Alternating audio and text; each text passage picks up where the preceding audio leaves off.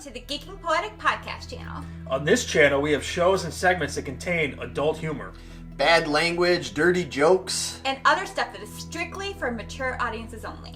So if you're too young or too sensitive for this kind of material, then please do not watch our channel or our videos.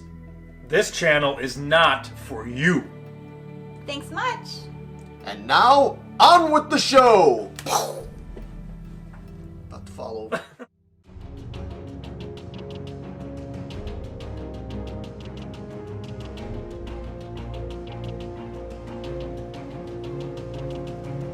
And what's going on, everybody? Welcome to Geeking Poetic podcast channel. I'm one of your hosts, Larry Roberts. Down the way here, he is our own Dark Trooper himself. He's big and he's bad. He is Vito. And then the little green one we've got over here. Be careful, keep your eggs away from her because she might just eat them all. She is none other than Megan. And if you haven't guessed, what are we here to talk about? The Mandalorian Finale. Oh, yeah. Dude, we made it to the finish of the finale, as they say. We made it to the end, and wow, what an end. So much anxiety. Dude, where are you? You were so much anxiety, huh? Yeah. I was like, oh my gosh, oh my gosh, oh my gosh. Breathe, Megan, breathe. It was rough.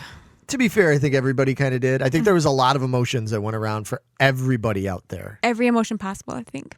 Yeah, not just us, but I mean like the eruption on the internet almost immediately. In case you're foolishly watching this and thinking that we're not going to spoil things for you, we're going to spoil the whole enchilada. We put this out way late, so you got plenty of time. There's no excuse. Yeah, exactly. We put these out late enough that you should have had enough time to watch it, and people on social media have probably already spoiled it for you anyway at this point. But yeah, there's going to be tons of spoilers, and we're going to get into, not only we're going to recap the episode and talk about it almost scene by scene, bit by bit, but we're also going to get into not only like our thoughts and projections of what is going to happen next, but some things that are going around, rumors and theories and stuff like that. Of course, if you have your own, we encourage you to comment down below and let us know what you think or what you've heard. But man, without further ado, so yeah, holy shit. This is the way you do it. Yep. I mean, I don't even know where to start with this. Like, I guess let's just start at the beginning of the episode. It's always a good place to start at the beginning. We'll just go through the recap. So it starts out, they waste no time. We see an Imperial shuttle being pursued by Slave One.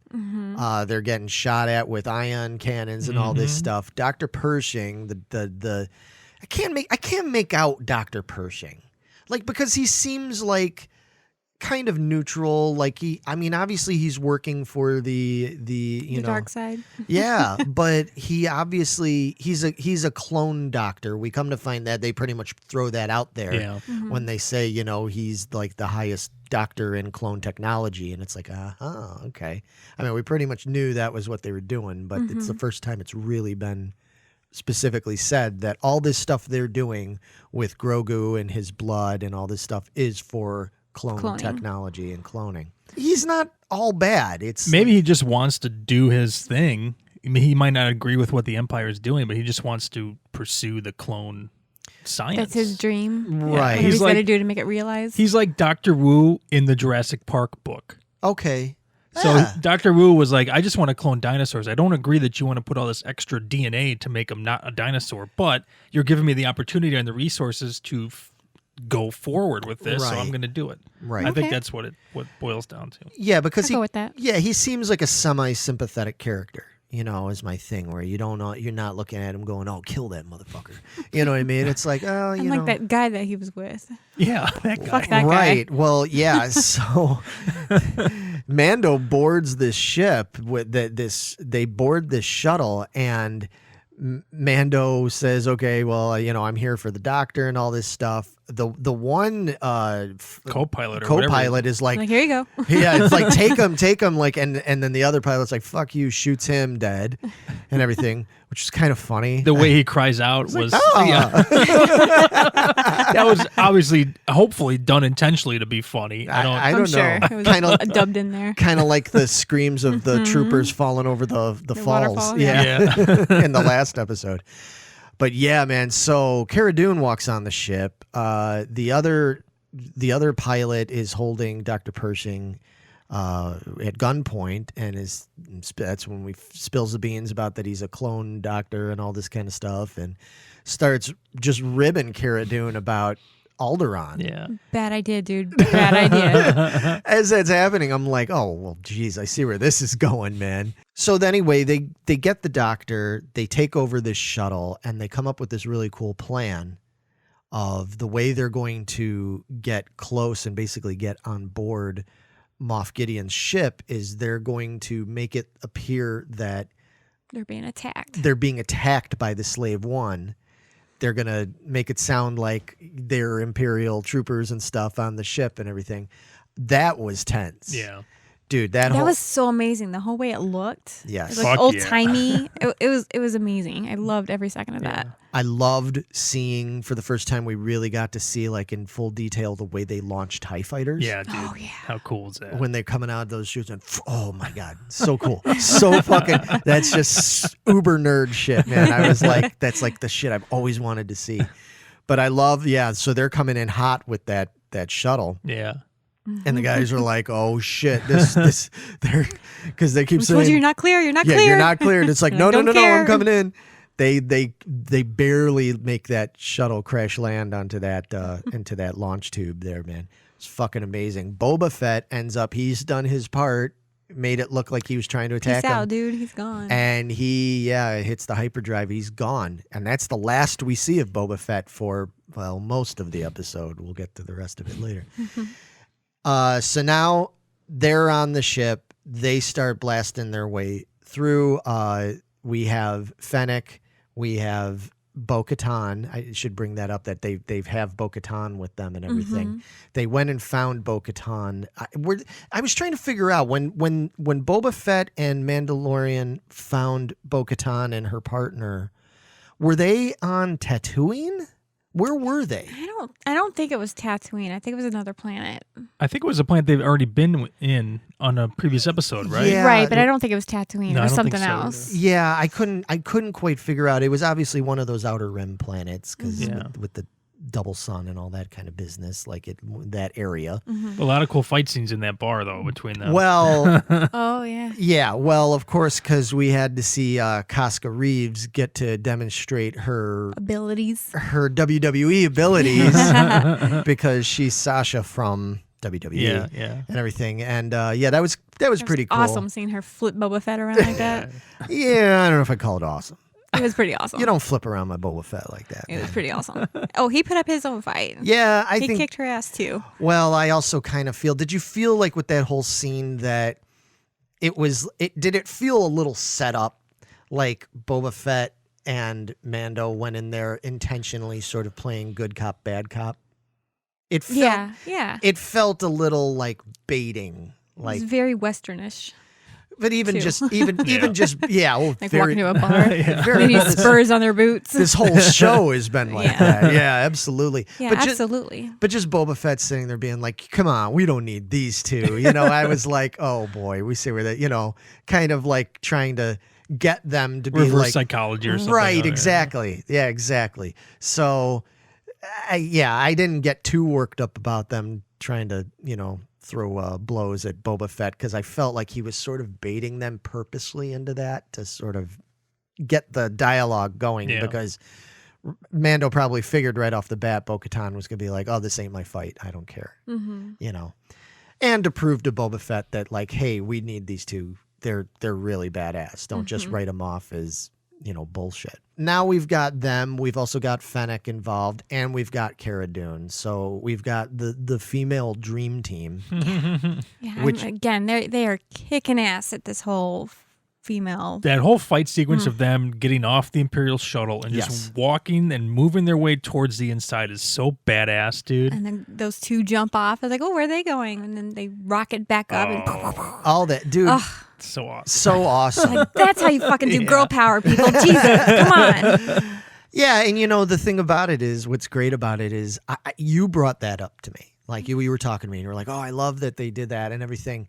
After when we talked about it, and I was like, I didn't even think about it when I first watched it. I wasn't like in the forefront of my brain that it was like all these females. Who cares? They were just all these badasses. Because God damn, all 4 of those characters are bad asses that I would not want to go up against. Yeah. And I loved like the banter, and I loved when Kara's gun like wouldn't work, and she's like, "Do you need help?" She's like, and just like, "No, I think I got it now." Yeah, dude, she's just fucking railing these guys. It was so good. It felt very natural. It was cool because it didn't feel scripted. Yeah. If that makes any sense. Like it felt like legit. Like you don't often see people being like, not only, sometimes you see them where like, my gun's jammed, but then you don't see them like futzing with it in the elevator. Yeah. Like as they're standing there and she's just messing with it. There's no action going on and they're just looking at her like, do you got it? And she's like, oh yeah, okay, cool, I got it. Because when you see that in movies, or the producer or the studio's like, well, we don't give a shit about that. That has no importance. It's like, yeah, but that makes it real, dude, because that's probably what would happen if you're in that situation. Right, you right. know? And then, it's just the time. It's like, and they open the door. It's like, oh, fuck, that better work. I hope it did work. Exactly. That was fucking amazing. So while they're fighting their way onto the bridge, basically because they want to find Moff Gideon and that Darksaber, because that's Bo-Katan's whole reason for being there, is she needs to fight and win that Darksaber, which that becomes a thing in a moment. They go to that. That's all subterfuge for the fact that Mando kind of laid behind so he could sneak off and find the child. So all of that's going on. They get to the bridge. Moff Gideon, surprise, surprise, is not there. Why? Because he's a douche. That's why. Yeah, he really hate is. this guy. Yeah, that actor is so good in that role. Though. Yeah, he really is. You can tell he loves just being the fucking asshole evil dude so much. He's so good at it. Yeah. Oh, he does. So good at it. Yeah, Giancarlo Esposito. Yeah. And yeah, when that door opens and Mando finds the child and Gideon's just holding that Darksaber at his head and everything, you're like, oh fuck. Are you kidding me? So they get into a whole thing talking about, it was interesting too, because you could see that the whole way that Gideon is talking about the Darksaber, he's fully expecting that Mando is going to give a shit about that Darksaber. Yeah. Because he's a Mandalorian and everything. And Mando's like, I don't care about your fucking saber. Give me the kid. And you can see, you can keep it, whatever. I don't care. Yeah, Gideon's just like, okay, all right, I'm going to play this a little differently. Unfortunately, he does play it very well. He makes it seem like he's going to let Mando take the child. I've got what I want from him. I got his blood. I just wanted the blood. I just wanted to study it. Because he's so powerful and all this. Well, of course, that was... Don't listen to him, Mando. That was bullshit. Screaming at please don't. Were you screaming? Yes, I was screaming. Like, don't do it. Don't do it. Don't you fucking turn your back on him. Well, he turns his back on him. Did. And of course, Gideon attacks him with the Darksaber. Luckily, the Darksaber doesn't do very well against pure Beskars. So his armor is holding up to it. But especially now we finally get to see that fucking staff. Dude, that spear. I love how he's just using it as a defensive weapon, and that Darksaber is just making it red fucking hot. I was like, oh, dude, he's going to shatter the spear. It's going to be fucking crazy. What is he going to do? And then, nope, it just kept holding on. No. Nope. You don't fuck Nothing with against that spear. Beskar, man. Yeah, that shit. Yeah. Well, the other cool thing, too, was that leading up to that, Mando also fought off one. Barely one Dark Trooper. Dude. So let's talk real quick about the Dark Troopers, man. I thought about you this entire scene. Man. I was like, oh my God, Vito's going to be loving this. I wish I could see his face right now. It was like a fucking Terminator factory It just was. coming off that. They're like, yeah, we have to keep them in cold storage because they draw too much power to be turned on all the time. I was like, dude, that's fucking cool. Yeah. And something that you wouldn't normally see in a movie like that, you know? There's all these like fine details they added into this episode that just like made it so good. More practical. It makes it more practical. Yeah, it's not just like we just hit a button and boom, there they are. It's like, no, we got to wait for them to like power up and everything. Like it's like, yeah, you know, there's stage 3. We've eliminated having to put men in there. and everything, which was cool. Even when Pershing was describing them, he was like, we did away with their last weakness. We got rid of the human inside. Yeah. And I'm like, yeah, that's fuck. Here we go. And I love the fact that they made them super destructive, but it's like, yeah, you gotta charge them up.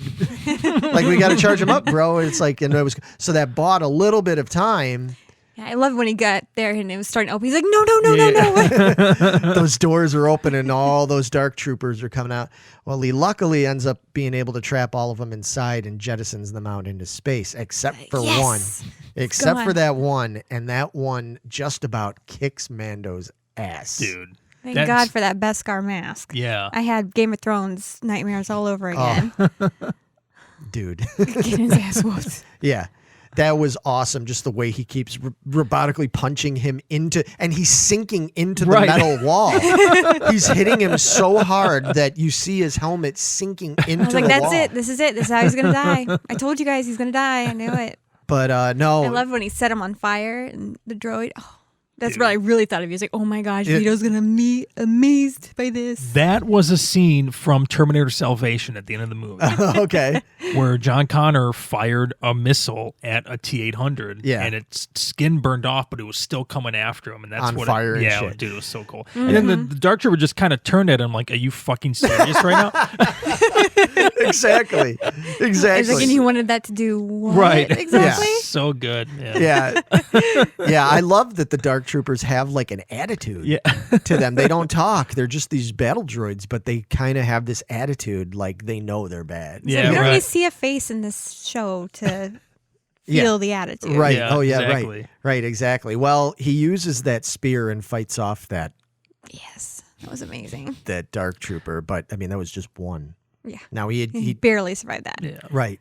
So, Moff Gideon is basically kind of rubbing that in his face, is like, yeah, how'd you like my Dark Trooper, I saw it all. Yeah.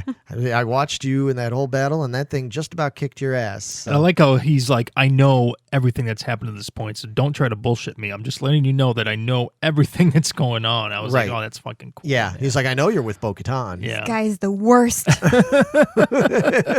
And that'll bring up something in a little bit that I want to talk about. Okay. Oh. Okay. So anyway, they get into this little mini brawl and everything. Mando is able to overtake him, gives him a good bop in the fucking face, bloodies his lip and dots his eye, and drags him. He's got the child now. Child's for now rescued and everything, and drags the Darksaber and Gideon onto the bridge of the ship where Bo-Katan and them are waiting. Bo-Katan sees Mando with this sword in his hand and a limp Gideon, and Bo-Katan's like, what did you do? He's like, well, you told me to bring him alive, so I brought him alive. Here he is. Here's your damn sword. I don't care. And it's like, it doesn't work that way. At that point, I thought Bo-Katan was a traitor. Oh. Because she goes, what happened? And I was like, oh, fuck, she's with Gideon, dude. Yeah. Oh, my God, what happened? But no, it wasn't that case. But no, it wasn't. But as you gathered from what Moff Gideon then snarkily lets them and the audience know is the fact that the way the Darksaber works is you can't just, it's like Excalibur, the sword. It's like you can't just pick it up and now, okay, like you have to be worthy of it. Yeah, exactly. You have to be worthy of it. Yeah. The sword chooses the wizard, Harry, kind of thing. Like, which is kind of interesting because I was reading that sword was given to her in the first place by Sabine. Yeah, I was thinking that my own self because she didn't win it in a battle to get it in the first place. No, I don't believe she did. They found that Darksaber. It was like it had been left there by this past thing. It gets into way. You have to watch Clone Wars and Rebels, folks, to get into that. But yeah, I was thinking the same thing myself. But I think they do get into that though, where it's like she takes it, but she feels like she's not she's not really worthy, and other people look at her like she's not really worthy because she didn't really. And then that And then she lost it. she so now loses she's it. really got to earn it back. Well, she loses it in in Rebels and stuff. She loses it to Darth Maul at one point. That the sword is taken by Darth Maul, and he takes With it. his robot legs? Yeah, yeah. You got robot legs, Darth Maul. And then they win it back from Darth Maul. It goes back and forth several times. It's like, Okay. can't you just hold on to this fucking sword? Maybe that's the problem with fucking Mandalore, you know? Because quit getting overthrown and getting your fucking sword taken away. You got one job. One job. Just hang on to your... Protect the sword. Protect your damn dark sword, you know? Or your dark saber, whatever. But anyway, so now we're in a conundrum because Mando's like, I don't even care. I don't want this sword. I don't care about you. I got the child. That's all I care about. But meanwhile, Bo-Katan's like, well, shit, I guess I have to, if I want this sword, then I have to Fight you now. Yeah, because I like when she was like, I got to fight you. And he's like, okay, I yield. Yeah, that was It's like, cute. no, it doesn't work that way. It's like, well, why, I don't know. Why not? Yeah. Yeah, again, you have I to was get, like, oh shit, this is how Mando dies now. I told you guys. well, it's, I kept waiting for it. I was thinking like in the midst of all this, there's going to be this huge mutiny kind of thing going on, you know, because now we're going to have them fighting amongst each other. And then it's like, well, how's that going to work out? Who's going to side with who here? Right. I mean, obviously, Casca is going to side with Bo-Katan, but you know, where's Cara Dune? I mean, you would assume she's going to side with I would Mando. assume Mando. And where the fuck is Fennec going to stand? You know, because she's sort of just like this. She's like, I'm out. Later, guys. Happy-go-lucky bounty hunter person that's like, I'm hanging with Boba, you know? So it's like, I'm out. Yeah. So they're in the middle of this whole question of what to do about the Darksaber, and it looks like they're going to have some giant skirmish. And just as that happens, there's these alarms that go off, and we come to find out that they are being boarded by a fuck ton of dark troopers. How many were in that holding cell? Like 25, 30? I mean, that was a lot. There was There's a lot in there. and there was a lot more. I think by the time they got to this scene, I think there was supposed to be like three times as many. Really? Oh yeah, There's because a if you ton really going into that if you- ship. yeah, because if you really like go back and look, it's like it gets a little hard to see because it keeps cutting away and everything. But Yeah. I think there's supposed to be like a lot of them, and that's why Gideon's just like, yeah, you barely took down one. Now here's like Yeah, 100. he wasn't worried. He was like, You know. you guys are fucked. Yeah, My boys are coming back for me. Me and Grogu are just fine. You Exactly. guys are all dead. like good luck with that. They're standing there with their guns drawn, just waiting for these dark troopers, and then like We're punching the Yeah. door that's over the next and over. next cool scene, man. When those two dark troopers just put their guns away and they just start robotically punching it, and you just see that door gradually getting dented more. I was like, that's fucking awesome. Fuck yeah.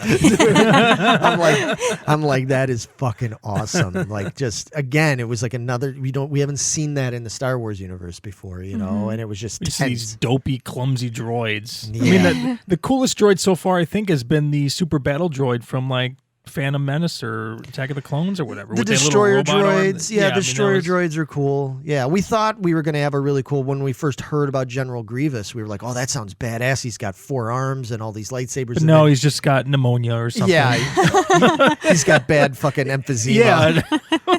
Yeah, that's such a joke, man. But anyway, Here's my weakness, my heart.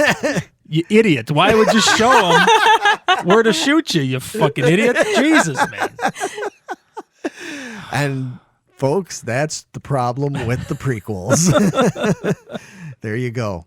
But they're waiting for this. They're basically waiting there, like no one, like figuring, like, well, we're as good as dead, you know. And Go then, down fighting. and then the moment happens, the big moment, which is all of a sudden the sensors go off again, and there's somebody coming, Oh, it's Boba Fett.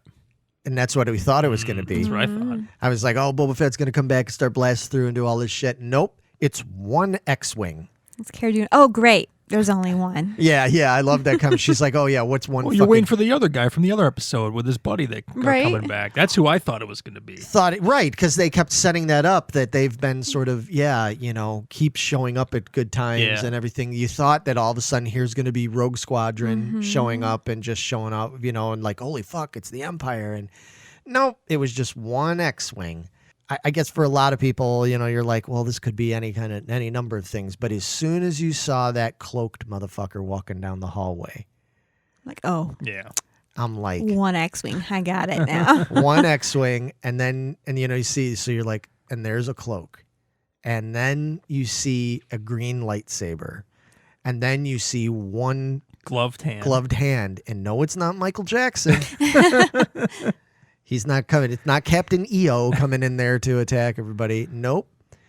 It is none other than Luke fucking Skywalker. And not only is it Luke Skywalker, it's a CG'd, like De-aged. de-aged, deep-faked, young Luke Skywalker. It is Return of the Jedi era Luke Skywalker. Like, holy shit, they went there. Now, I'm going to just address the 800-pound elephant in the room, all right? The R2-D2 cameo? No, that's great. R2, that was great. That was great. I But- loved him. But the deep wasn't fake isn't the best I've ever seen. No, it was It wasn't too great. questionable. Yeah, But- it was. I Got the job done. it got the job done, and I give them some leeway for it because, again, even though this is Disney, even though they have millions of dollars and everything to work with in terms of just time and all that kind of stuff, that kind of stuff takes so much time. I get it, to really get it perfectly. And they don't have that kind of, it's still a TV show. It may be Star Wars, it may be Disney, it's still a TV show. There's going to be limitations. And when you consider how great the rest of it is, because I didn't think The Mandalorian was going to be anywhere near as fucking fantastic.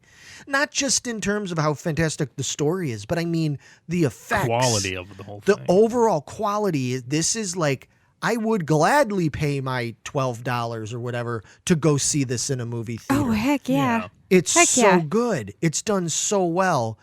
And this is a TV show.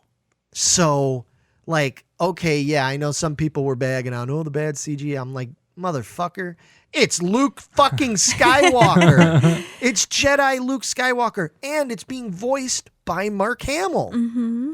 Because, yeah, like you said, we were thinking like, they're going to get, maybe it's going to be Sebastian Stan, the Winter Soldier.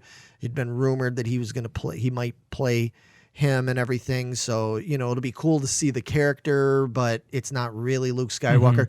No, dude, we got Luke. Like straight up fucking 1983 ass fucking bowl haircut Luke. Okay. And like, just amazing. Then obviously he's there because he's the one that got the call The message. from Grogu on that seeing stone and everything. He's there to save Grogu. Man, that scene with Luke. Yeah, there you go. You got your Grogu. That scene with Luke just cutting through literally all those dark troopers. Like, so fucking good. That is one of the most incredible sequences of any Star Wars movie or whatever that I have ever seen in my entire life. Dude. Exactly. Well, wasn't it like a callback to Darth Vader when he was mowing down people in a In hallway? Rogue One. And didn't Darth Vader like crush somebody the Yeah. same way? It definitely mirrored that.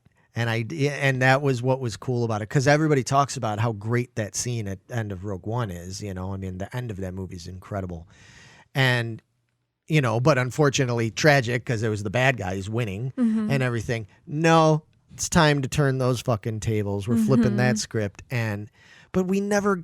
But the thing for me that was just so cool about it is we never got to see Luke do that. We got to see his battle on board the skiff, over the sand dune and everything when they're going to throw him into the Sarlacc pit. And that was pretty cool. That was badass. It was awesome.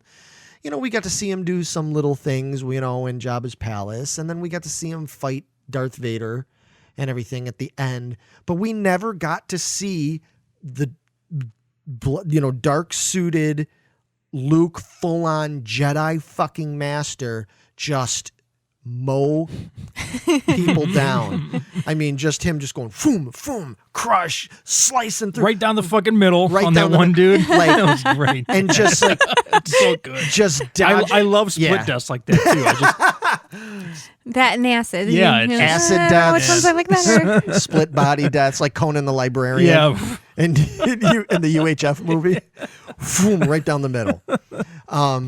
Grogu is kind of like, I don't want to go. At least, I mean, we don't understand him, but you could kind of see he's sort of nervous, like he doesn't want to go. Mm-hmm. Luke explains to him, like, well, He needs your permission. he wants your permission, Mando, and everything. And then, so he's telling him, like, no, kid, you got to go, and everything. Actually, and Grogu starts touching the helmet, like basically being like,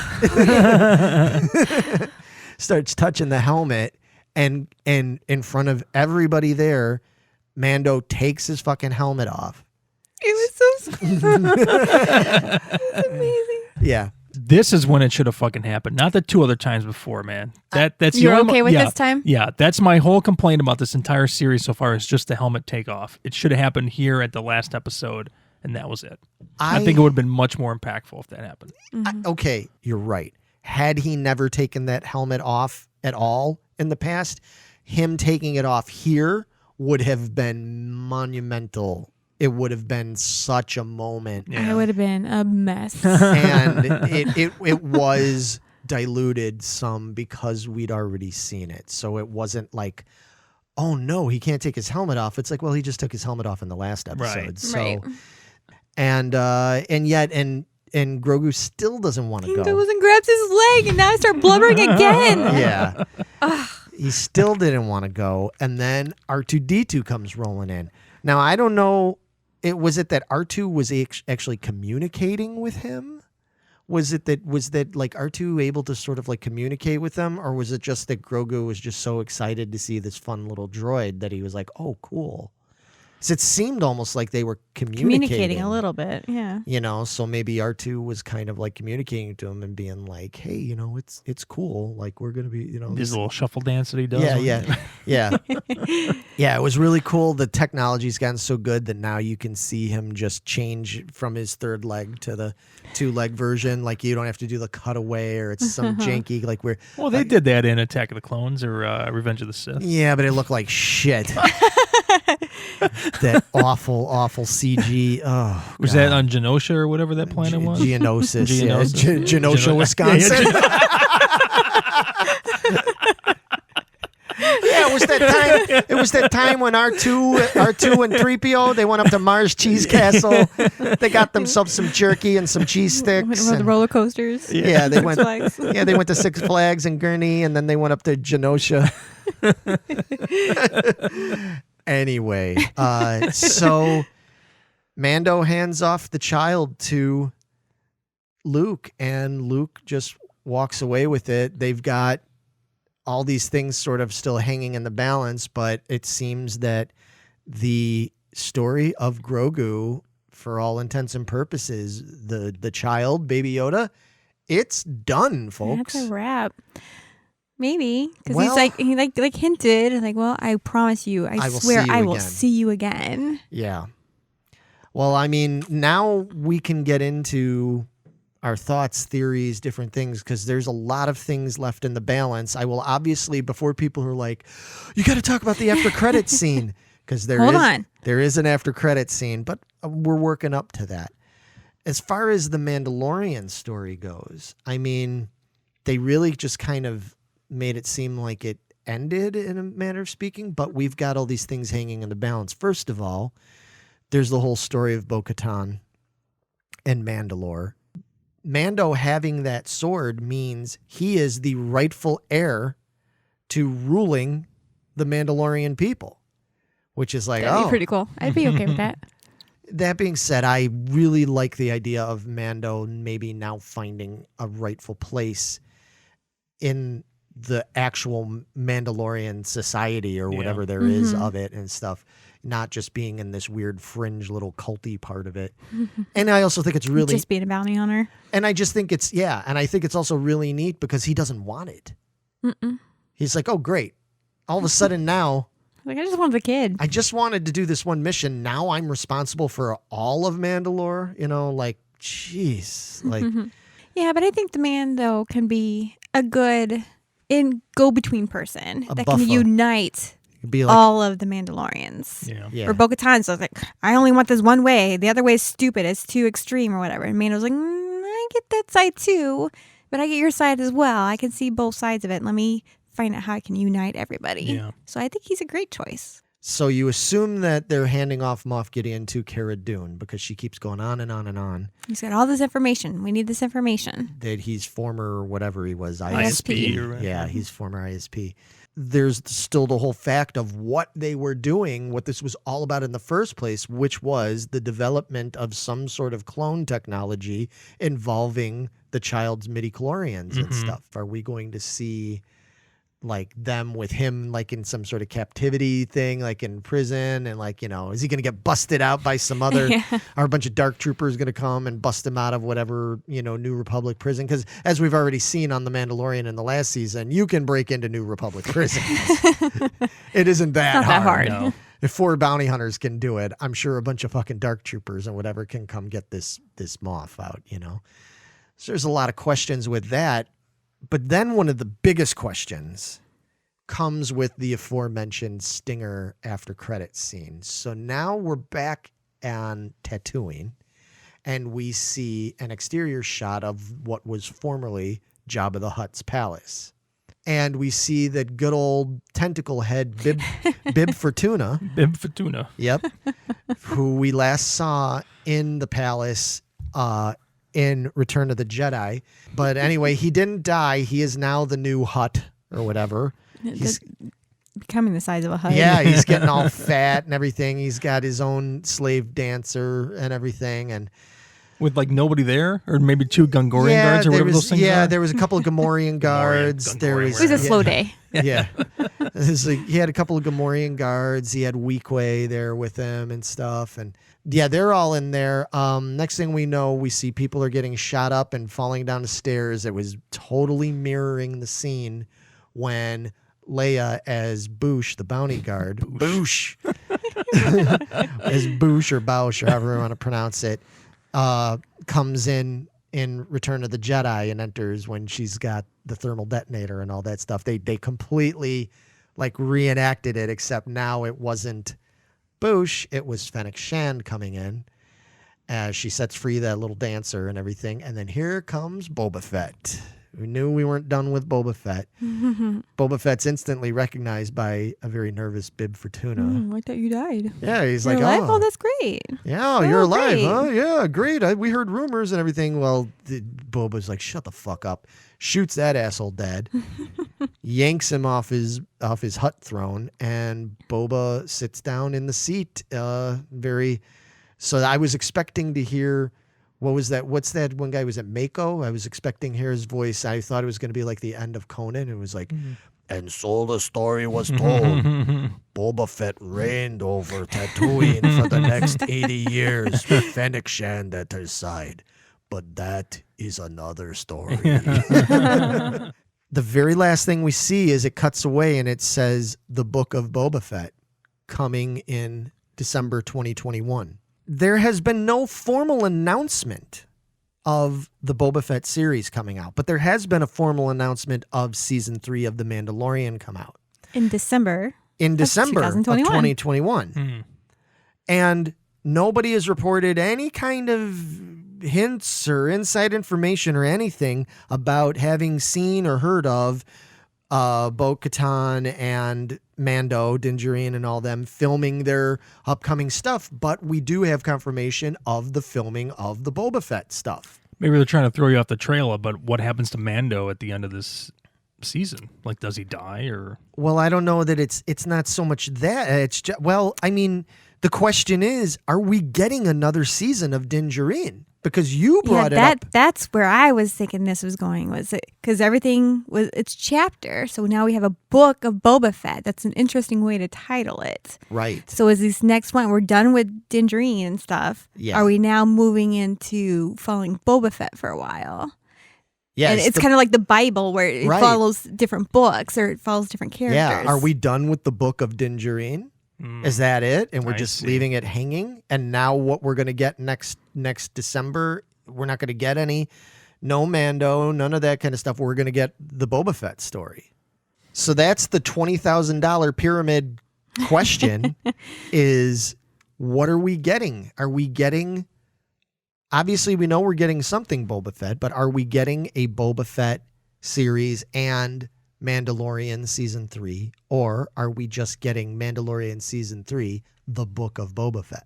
And it could even be, I think my brother brought this up, that it's going to follow Boba Fett, but Mando and them are going to take a back seat. Kind of like they're going to reverse the roles. Where Boba Fett kind of showed up every now and then, and Mando's going to show up every now and then now. It's going to mostly follow Boba Fett. But on the way here, I read an article that they're starting to leak out and stuff now that it is going to be 2 separate series. Okay. Boba Fett's going to have his own, and Mando's going to have his own. And then you got these other ones, Ahsoka Tano, yeah. and the Republic. Yeah, and stuff like that. Right, there's all they these. got all these series coming out that they're Right. going to kind of do it Marvel style, where they're going to go in all these different directions, have their own things going on, and then bring it back in-game style for this big, massive finale of it. I see. That could be cool. Yeah, that I'm on board for. Let's do that. So I hope that's what they're doing. Another thing might be cool is if you have the Book of Boba Fett and then you have like the Book of Mandalore, where now we've spent 3 episodes on Boba Fett and then 3 episodes on them taking back Mandalore and seeing what that dynamic happens, Right. you know? All I know is I'm very excited about all of it, but I don't want to see any of it happen for the sake of getting rid of something else. I'm very invested in the storyline with Mandalore, with Bo-Katan, with that sword, what all that's going to mean. Obviously, some of this is going to, I'm sure, translate into the Ahsoka Tano series as well, because Ahsoka is trying to find Grand Admiral Thrawn, who's, supposedly out there with Ezra Bridger somewhere. That all ties in still with Bo-Katan and Sabine Wren and the Mandalorians, and it's all connected. So it could be really cool. Could you imagine if by the time we get to the end of this, if they do their big end game wrap up kind of thing, and that's when we get like Ezra Bridger's there and Zeb and Sabine Wren, and like we get like and all these different characters from every aspect of the universe that they've built up into this big thing. Are you talking about Zeb the talking dog from VR Troopers? yes, That's Zeb. Vito. That's exactly who we're talking That's how did you? Yeah, of course. It's amazing that you knew that. Yeah. Seb and Caitlin, they were the best things about that show, man. We are VR Troopers 3 Virtual Reality. Only we could somehow veer onto a mostly forgotten TV show. What, Dark Troopers? VR Troopers? It all They works work, together, yeah. right? I see the connection There now. you go. Wow. I'm sorry, folks. I'm not. I mean, This is what you come to expect from us, we're really. just talking shop. What's wrong This is with your own this fault. here? Vito is a kid. Vito's a '90s kid, so there Yeah. you go. I do want to kind of say something that I thought it was interesting. They had Boba Fett go away at the very beginning because there's no way he could have been on that bridge when Luke showed up because he would have killed him. That's a good Throw him in point. that damn Sarlacc pit. Never even considered He that. would have known exactly who he was. Anyway, you guys got anything else you want to say about it? No, can't wait for the next season where they're going to go with all this. Yeah. I'm very excited. Yeah, I don't. Everybody, we mentioned at the beginning of the show that everybody's been going on and on about how great this ending was. I mean, I don't know if too many times in my life I've had a more satisfying ending than this. Yeah, where you want to watch it immediately again. And I did. Yeah. Did you? Yeah, how many times you guys watch it? Just once. 3. I watched it. 3? What? I watched it 3 times too. Yeah, Oh. once Friday, yesterday, and tonight. Yeah. 3 nights in a row. Yeah. It's fucking I might even watch so it again good. tonight. I don't know. Why See not? if I have time. Yeah. Or I'll just fast forward to where the Dark Troopers are and I'll just watch that whole Just sequence. yeah. Put it on rewind over and Yeah. over again. Now, real quick, is one last thing I want to throw out there, just to a question for you guys and for you out there. I saw a couple people talking, and I don't know if there was any. This could have just been like fan, bullshit that they came up with, or maybe it came from somewhere. But I heard rumor that they might take the shows and either put them out as they are or like re-edit them to be movie theater ready, to be feature films. Really? I was going to mention that. I would sit at the movie theater for 4 hours straight and watch this season 1 and 2 just as a movie. Yeah. You know, they Really? do those like movie marathons where they play like all the Avengers movies in a row or whatever. Right. It might be cool. I think I'd watch every single bit of it because I think I'd be very upset if they cut out certain things just to make it fit. I That- want to see it all. I loved it all. That was my reaction too. And I want to be able to sit surround sound and hear it and booms. Oh, Yeah. Yes, I am there. Okay. We have to go in the Dolby Theater. Fuck Oh, yes, we for do. Sure. That would be amazing. I would especially, the first season is one thing, but this season, especially with the stuff that happened in this season and that last couple episodes, fuck, I'd love to sit there in the Dolby Theater with that sound and that big Especially screen. the last where Luke comes in and just how that whole Dude. atmospheric thing is just built up to that, dude. Yeah. It's so good. I Yeah. just want to do it so I can hear those guys fall off that dam again. Ah! I just want to hear that. You want to hear that in surround sound? Yep, I do. Plunge into their death. You're a little sadistic, you know that? A little bit. I'm not chopping people in half and throwing acid on them. I didn't say you were as sadistic as Vito. Oh, okay, just a little. Yeah, he is our dark trooper, But anyway, yeah, it's been fun. We thank everybody that's watched us through all 8 episodes of doing this and everything. We will most likely be back again next year. And, let us know what you want from the future of Star Wars Disney, because everybody had just about given up on it and not no more. Favreau and Back Filoni. with a vengeance. Favreau and Filoni have refilled the cup, The guff is full again. And we'll see you there. It's time to talk about it. Yadel. May the Adios. force be with you. The Schwartz.